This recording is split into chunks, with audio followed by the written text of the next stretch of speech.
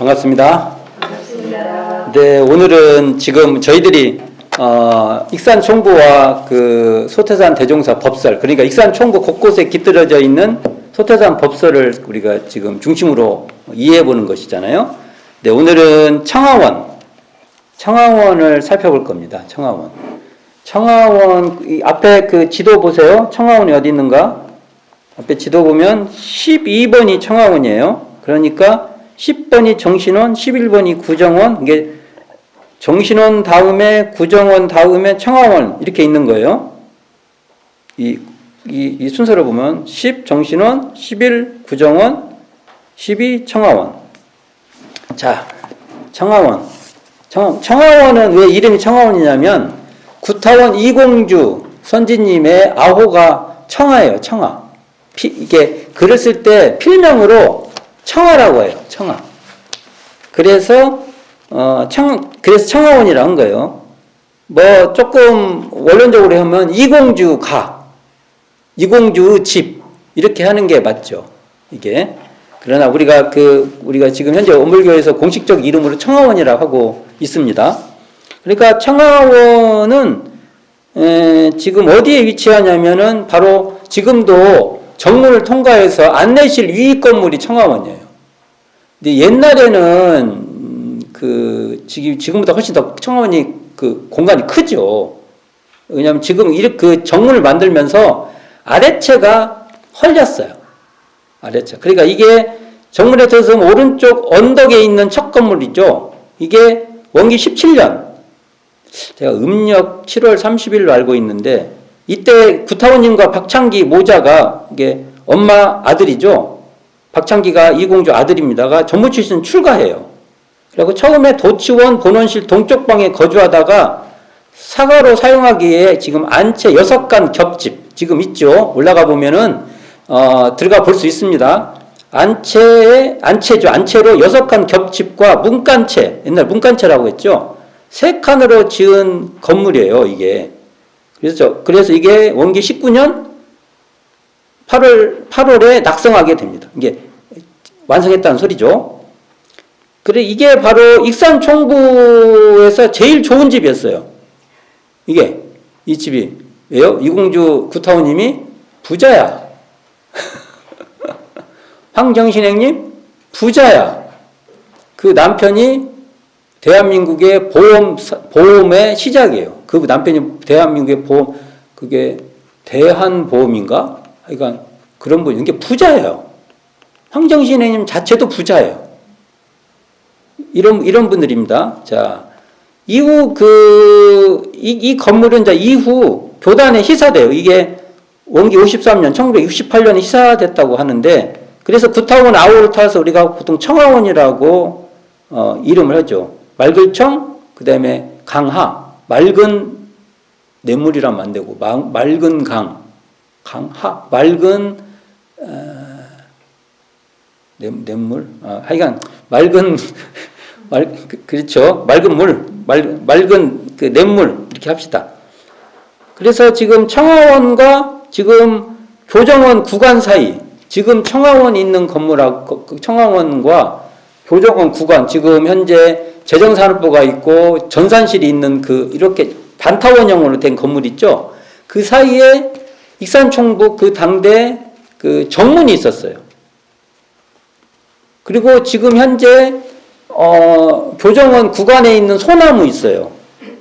그 소나무는 대종사님 당대의 소나무입니다. 그 앞에 가서서 함부로 하시면 안 됩니다. 엄청난 내공이 있는 소나무십니다. 그러니까.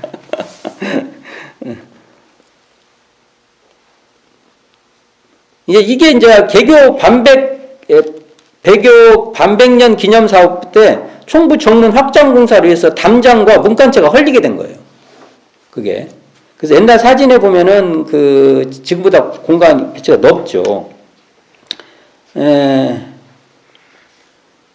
그래서 이공주 선지님께서 이 청하원에서 통신보, 회보 발간할 때 회보의 업무를 그곳에서 보기도 합니다. 우리가 현재 초기 간행물에서 월말통신, 월보, 회보가 있는데 회보는 이공주 선진이 주도해서 당신의 사비를 들여서 일정 부분 사비를 들여서 회보를 냈다고 알고 있어요.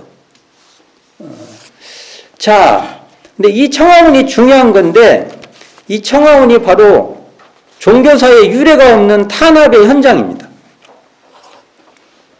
왜 그러냐면 원기 20년에 1935년에 여름에 도산 안창호 선생께서 일제로부터 대전 형무소에서 가출옥돼요. 여기 왜 가출옥되냐면 이제 아파서 이분이 아파갖고 오래 못 살게 생겼어요. 이게 꼭 그래요. 그러면 그 안에서 돌아가시면 안 되니까 쓱 풀어줍니다. 얼마나 그러니까 힘들겠으면 그러셨겠어요. 그러니까 이제 그러다가 이력에 내려서 예고 없이 불법 연구 그러니까 익산총부를 방문하게 된 거예요. 뭔가 이렇게 미리 이렇게 오겠다고 해서 온 게 아니에요. 이게 왜 오게 됐냐면은 지금 현재 현 중앙요양원 새로 지은 거 있죠. 지금 원의원 옆에 그 자리가 정확한지 모르겠지만 그 일대에 뭐가 있었냐면은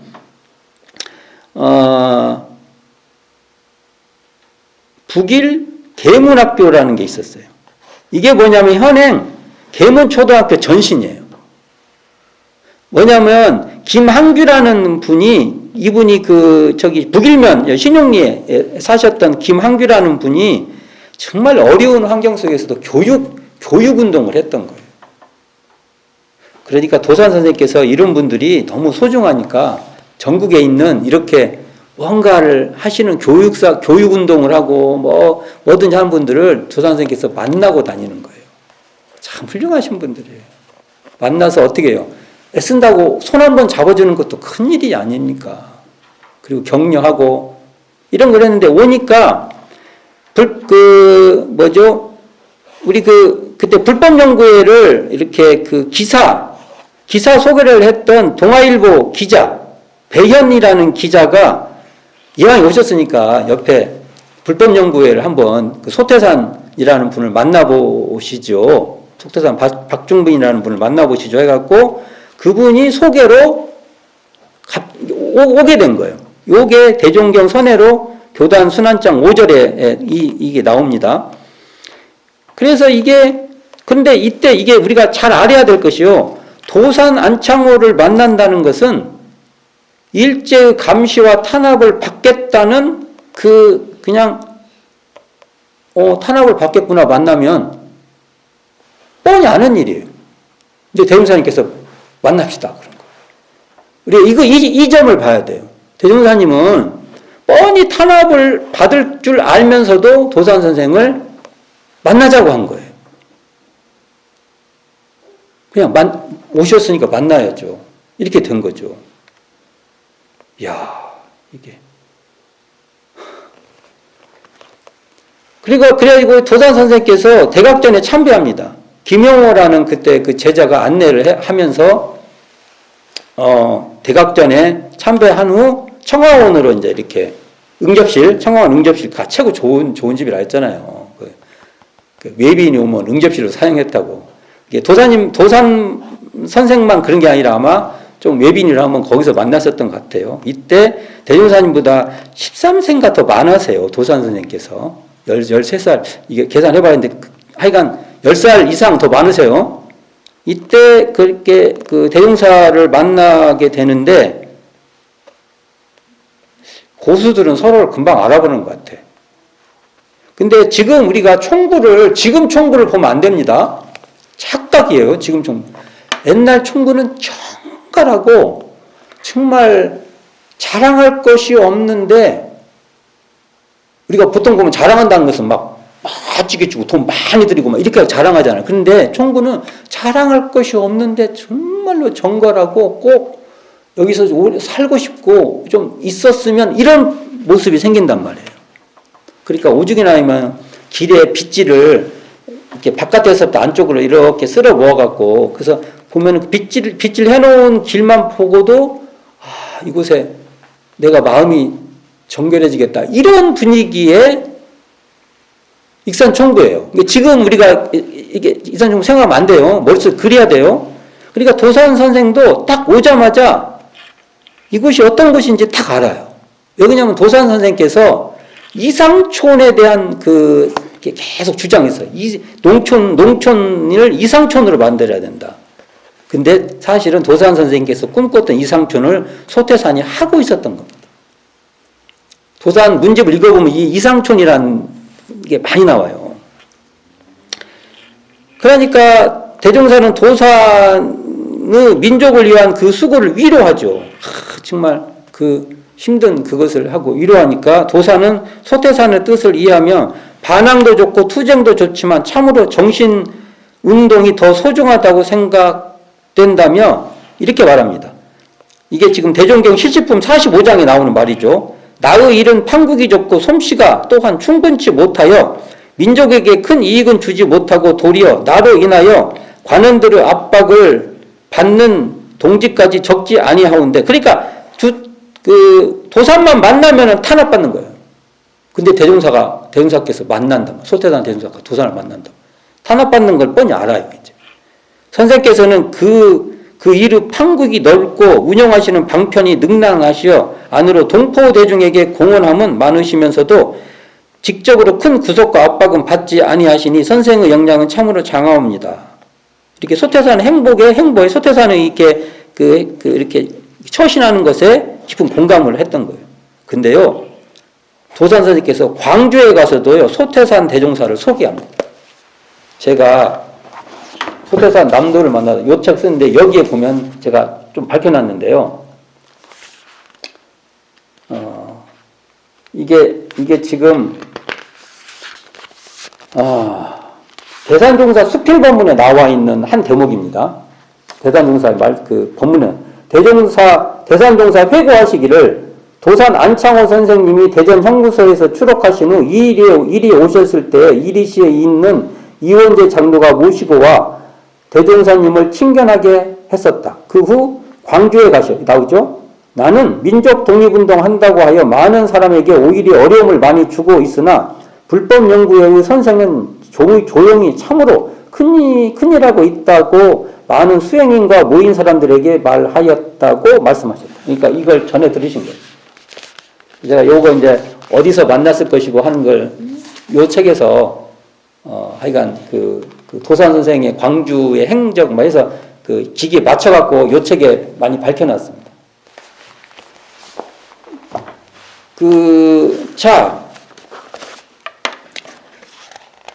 도산이 이제 다녀간 후에 경찰들은 이제 조선의 지도자인 도산 안창호가 감복하고 간 단체라면 그대로 두어서는 아니 된다라고 이제 여기게 됩니다. 이걸 싹을 크기 전에 죽여야 된다. 불법 연구에 대한 대책을 강구하라고 이리경찰서에 압박을 하게 됩니다. 결국 이렇게 돼가지고 일경원기 21년 1930년 북일 불법 연구를 감시하기 위해 청하원을 접수해버려요. 청하원을. 이게 참 재미인데, 그래서 이리경찰서 북일 순사주재소를 청하원 응접실에 설치하고 문간체에 있었죠, 아까요. 그것을 자기들의 숙소로 딱 정해버려요. 그래야면서 불법 연구의 동태를 감시하게 됩니다. 이게요, 종교사의 유례가 없는 탄압이에요. 아예 접수를 해갖고 얼마나 이걸 심각하게 생각했어요. 근데 대종사님은 도산을 만나시면 이런 탄압이 올 것을 뻔히 알면서도 도산 선생을 만났단 말이에요. 이것도 우리가 생각해봐야 되는 거죠. 북일 주재소는 현재의 신동지구대, 지금 여기 지금 요즘 또 뭐라고 해요? 지구대를 합니까? 신동지구대 전신이에요, 이게. 그러니까 여기 청하원에 있었던 것을 일로 간 거예요, 이쪽으로. 그러니까 원기 23년 철수를 하게 되는데, 이때 철수할 때도 이 북일 주재소 건립 비용을 불법 연구에 강제 요구해요. 이게 그 당대도 600원이었다고 합니다. 참, 이게 참 슬픈 일이에요. 우리들을 탄압하고 압제하는 것을 니네 돈으로 지어라. 이렇게 되는 거잖아요. 자, 아픈 역사입니다. 그래가지고 일경은요, 원기 22년 1937년 백백조 사건을 빌미로 느닷없이 형사들이 들이닥쳐요. 갖고 막 전부 몸수색하고 장부 막 조사하고 뭐 남녀 문제, 재정 문제, 사상 문제 막 모든 걸 내세합니다. 요즘도 경찰들이 그러잖아요. 그런 면이 있잖아요. 검찰 뭐 이런 역사가 일제하고도 관계가 있어요. 일제의 습성이 지금도 있어요. 마치 이게 당연한 것이냐. 이게 대종경 선회록 교단 순환장 8절에 이 과정이 쭉 적혀 있어요. 읽어볼 필요가 있죠. 이 청하원에 가갖고 요런 본문들 읽어볼 필요 있습니다. 이제 이렇게 했는데도요, 탈탈 요즘 말아서요, 탈탈 털었어요. 요즘에 말하잖아요. 일단 잡아놓고 털면 지가 안 나오냐. 이러잖아요. 지금 현재. 지금 현재도 그런 면이 있잖아요. 지금. 근데 이때도, 이게 일제시대 때 습성 같아요. 일제가 보고 탁탁 털었어요. 불법 연구에 소태산 대종사 이하 이 제자들을 익산총국에 있는 걸 탁탁 털었어요. 그러니까 뭐가 안 나와. 그러니까 이들이 돌아가서 서로 말하기를 불법 연구의 조직과 계획과 실천은 나라를 맡겨도 능란히 처리하리라고 말을 하게 되니까 이걸 대종사님께서 전에 들으시고 참다운 도덕은 개인 가정으로부터 국가 세계까지 다 잘 살게 하는 법이니 세계를 맡긴들 못할 것이 무엇이냐라고 자신하게 됩니다. 못할 것이 무엇이냐 이게. 세계를 맡긴들 못할 것이 무엇이냐. 야, 이런 자신감을 과연 우리들은 현재 갖고 있는가라는 이걸 들을 때마다 제가 쫄려요. 이게 대종경 시집품 14장에 나오잖아요. 이런 법문을 이런 청하원에 가서 읽어야 돼요. 그래서 세계를 맡긴들 못할 것이 무엇이냐. 이렇게 우리도 한번 외쳐볼 필요가 있는 거죠. 그래야지 이게 남녀 문제가 하도 심각하게 되니까 대종사님께서 미리 조심 말고 모든 편지도 일일이 검열하고 엄격하게 주의를 주고요. 사무적으로 이야기할 일이 있어도 반드시 사무적으로 뭔가 일처리를 해야 된다면 성이 다른 사람이 만나게 되면은 노인들을 입회하에 그래가지고 7, 8인의 입회자가 이렇게 있었어요. 갖고 이분들이 다 가서 업무를 보시는 거예요. 뭐 하려면은 내가 이제 있는 자리에서 하고 이렇게.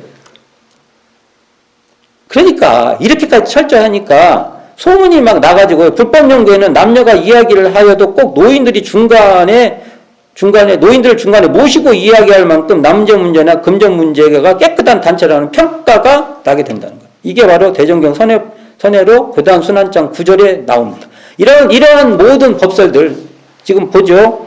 대종경 선회록 교단 순환장 8절, 그 다음에 9절, 대종경 실시품 14장, 그리고 대종경 실시품 45장 이것을 청하원에 가셔서 읽어보실 필요가 있어요. 그리고 이걸 쭉 하면 그때 황가봉 순사였죠. 황가봉 순사가 그러니까 원기 21년 1936년 하산 때부터 불법 연구에 거짓 회원이 이제 나도 교도입니다 하고 순사지만 나도 입회했으면 교도니까 다 참여 다 되니까 이렇게 참여하면서 머리 깎고 법복 입고 선방까지 들어와서 감시하게 돼요. 또는 저녁에는 종법실 마루 밑에 들어가서도 이게 이 황가봉만 한 게 아니라 거기 같이 있었던 일본 순사도 대종사님 감시하려고 그 마루짝에 숨어서 대종사님이 뭘 하는지를 일일이 다 감시했다. 그러니 대종사님께서 어떤 생각을 가졌냐면 황가봉을 교도로 만들어야겠다. 진짜 생각해가지고 겸상을 하는데 대종사님 밥상은 좀 잘 나오고 좀 안 나올 거 아니에요. 좀 그러니까 물려서 똑같이 갖고 와라. 가지고 이제 막 공을 들이죠. 그리고 대학까지 가르쳐요. 대종사님께서. 갖고 나중에 황가봉 순사가 가마가 돼요. 그래서 대종사님께서 이천이라는 법명을 줘요. 그래서 이천 두이 하늘천 이렇게 되죠. 두하늘 이런 뜻이 되죠. 그러니까 사람들이 당신은 두하늘을 모신다 이렇게 되고 하나는 두하늘인 게 선천 후천에서 이제 후천 새로운 세계에 산다. 그래서 이 대종사님 법명에도 정말 중의적 표현이 딱 있어요. 멋지죠. 자기 학위에 따라서 두하늘을 모시는 사람이 되고 또 학위에 따라서 이제 후천으로 거듭나는 사람이 되기도 하고 이렇게 되는 법명이죠. 그래서 이 청하원이라는 곳은 종교사의 유례가 없는 탄압죄인데 대종사님께서는 일제를 미워하지 않고 구원했다는 겁니다. 그러니까 승일이 아니라 구일 했던 거죠. 이렇게 막 그냥 이기는 게 아니라 그러니까 무작정 대립도 아니지만 그렇다고 무작정 대립도 아니지만 한편으로는 또 적극적으로 협조하지 않습니다. 이게 새로운 저항운동을 했던 건데 일본 사람들도 미워하지 않고 정당한 인간의 길을 가도록 인도했던 거죠. 그러니까 대종사님께서 세계를 품에 안으시고 강자약자가 함께 진화하는 길로 가도록 계속 유도했던 게 일본 사람들도 그렇게 세계를 군사적으로 그렇게 하지 말고 그다음에 세계를 이렇게 식민지 활동하지 말고 강자가 진정한 강자가 되고 약자를 강자로 진급시킬 수 있는 그러한 길에 가도록 대종사님께서 하셨던 거죠. 그렇게 그런 면이 있다. 나중에 이것과 이어서 이리 경찰서도 한번 나중에 살펴봐야 됩니다. 이리 경찰서. 지금 한번 저하고 가보신 기억이 있을 거예요. 이리 경찰서. 지금 이리교당을 이렇게 대각선으로 이렇게 이리교당에서 이렇게 보면 지금 지은 건물이 있는데 그 건물 뒤쪽이에요. 그리고 지금 빈 공간으로 있는데 여기에도 대종사님께서 여러 차례 몇 차례 거기에 그들이 출두하라고 하죠. 조사받으라고. 그래서 공경을 처하게 되는데 그러니까 교단이 정산정사 아버님께서 마령교당 교무로 계실 때 가뭄이 재해가 심해지니까 이것은 지도자의 덕이 부족한 거다. 그건 뭐냐? 식민지배 하지 말라는 거예요. 그래서 이게 이제 결국은 이 투서죠. 이게 투서의거입니다. 투서의거. 이게 이제 문제가 돼가지고 천황불경죄에 걸립니다. 우리 생각에는 천황불경죄가 별거 아닌 것 같죠. 이 시대에는 최고 높은 죄예요. 그래서 조사까지 해갖고 1년 6개월의 감옥생활을 합니다. 그래서 광주 형무소에서 1년간 감옥생활하고 조사하는 데만 6개월을 조사를 해요. 그러니까 조사를 끝내질 않는 거예요. 계속 이런.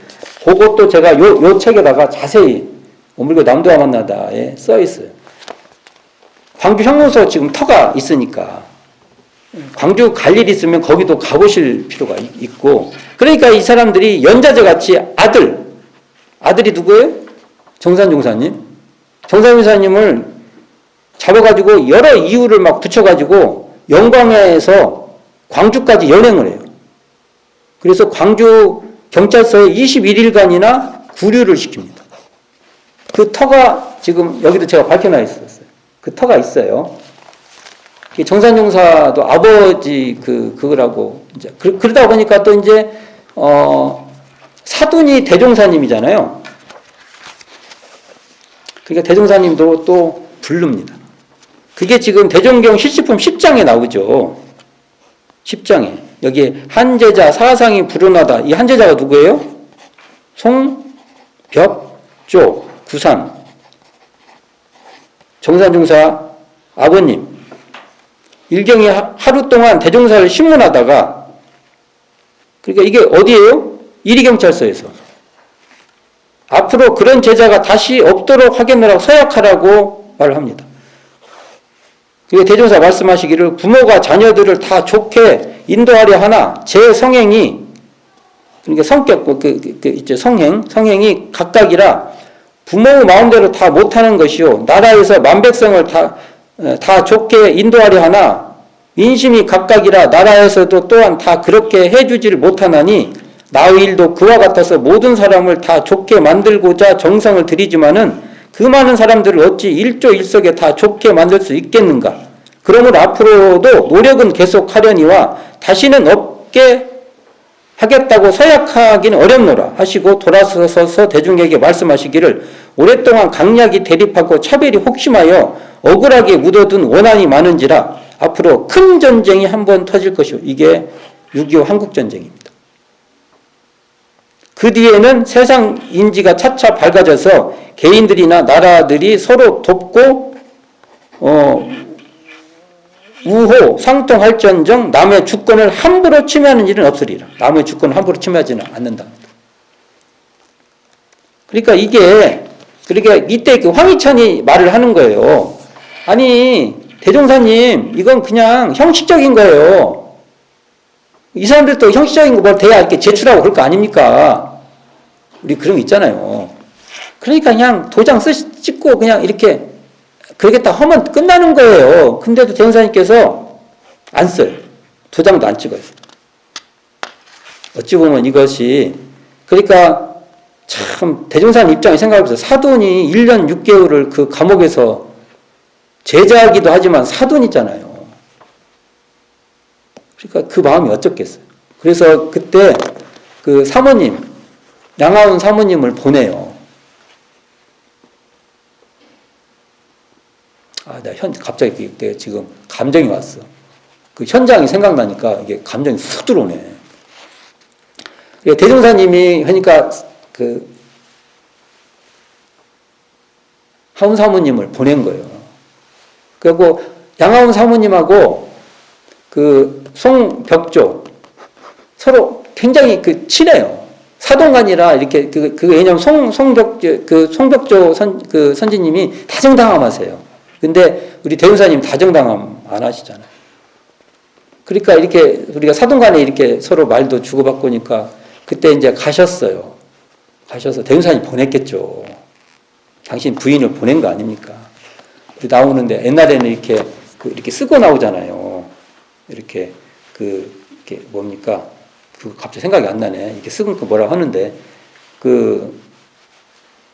하여간 이렇게 대나무 같이 이렇게 해가지고 얼굴이 갖고 여기서 이렇게 살짝 보이죠. 그러나 상대방의 얼굴이 안 보이잖아요. 그걸 보고 양하운 사모님이 막 슬피 울어. 참 감정이 확 오는데 얼마나 그랬겠어요. 그게 고생도. 그 뒤로 거기서 나온 뒤로 송벽조 선지님께서 걸음걸이가 불편해지셨다고 그러더라고요. 근데 하여간 그런 거 그 광주 형무소 자리가 있습니다. 근데 이런 것과 어쨌든 대종사님께서 이것은 일제의 그런 행위에 대해서 분명히 거부를 하신 것 같아요. 그렇게 탄압하면 안 된다는 걸. 그리고 이 1위 경찰서에 보면 이런 것도 있었어요. 이런 쌍기를 보고 일장기 가운데를 오려낸 것이다. 트집을 잡아가지고 1위 출두해라 해가지고요. 대종사님께서 박장식 그 제자하고 대동하고 그 1위 경찰서를 가갖고 본의를 설명하고 또 곤욕을 치러요. 그런 게 아니다. 일장기 이렇게 가운데 오려갖고 온 게 아니고 온갖 트집을 다 잡는 겁니다. 대종사님께서 그래가지고 그 창시계명 강요하니까 대종사님께서 일원증사로 만들잖아요. 그래서 대종사님께서 이렇게 은근히 이렇게 들어주는 것 같지만 뒤통수 때리는 것이죠. 그리고 일본에 가서 천황을 만나도록 강요하니까 준비하는 것 같지만 대종사님이 갑자기 안질이 걸리죠. 그러니까 일본 사람들이 이거 천황님 보는데 안질 이렇게 있으면 안 되잖아요. 그 천황 자기들 입장에서는 큰일 나잖아. 그러니까 그리고 또 이제 대종사님께서 가면은 또 한국 사람들한테 정신적 지도자가 돼버리니까 그게 또 이제 실컷 해놓고 불안하니까 또 안 보낸 거예요. 어쨌든 대종사님께서 온갖 일본의 이러한 그 청하원에서 벌어지는 이 일본의 그것을 아까 말한 대로 총칼로 싸우는 건 아니지만 협조하지 않고 마치 비타협, 비협조 하듯이 그러면서도 새로운 길, 그러니까 강자약자가 진화하는 길을 계속해서 일본도 구원의 대상으로 삼았다는 것이 이 청하원과 또 청하원 관련돼서 1위 경찰서 같은 데 가시면은 그런 대종사님의 그 순환과 또 이걸 대하는 대종사님의 그 태도, 방식, 이것을 우리가 느껴볼 수 있는 기회가 되셨으면 합니다. 자, 오늘도 수고 많으셨습니다.